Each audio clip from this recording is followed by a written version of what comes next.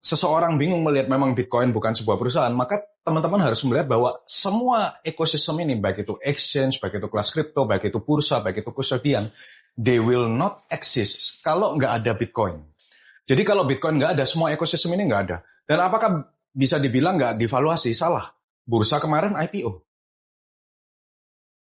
Ini menghasilkan saham juga. Menghasilkan valuasinya dia berapa. Dan ini bisa divaluasi, bahkan kemarin saham IPO koin ini udah naik 635%. Juga termasuk Coinbase yang salah satu terbesar di luar. Punya valuasi market cap sebesar 103 billion USD. Dan juga nggak berhenti sampai di sana aja. Di miner Bitcoin ada pun juga perusahaan yang sudah TBK. Contohnya Marathon, ada Riot. Jadi kayak contoh Marathon sendiri valuasi di pasar sahamnya 6,99 bil. Riot sendiri valuasinya 5,09 bil USD. Nah sekarang pertanyaannya, apakah perusahaan-perusahaan yang berhubungan dengan Bitcoin ini nggak bisa divaluasi? Jawabannya bisa. Apakah mereka juga akan membagikan dividen? Bisa juga.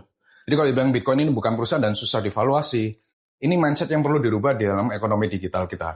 Jadi memang Bitcoin bukan sebuah perusahaan, tapi ekosistem di sekitar Bitcoin ini bisa divaluasi dan juga menghasilkan nilai tambah bagi pemegang saham, bisa juga membagikan dividen. Dan itulah sebabnya kenapa saya bilang Bitcoin selain bisa divaluasi nilai trust-nya, ekosistemnya pun juga bisa divaluasi. Jadi kalau ada yang beranggapan atau ngomong bahwa Bitcoin bukan perusahaan tidak bisa divaluasi, maka lihatlah ekosistem yang ada di dalam Bitcoin ini.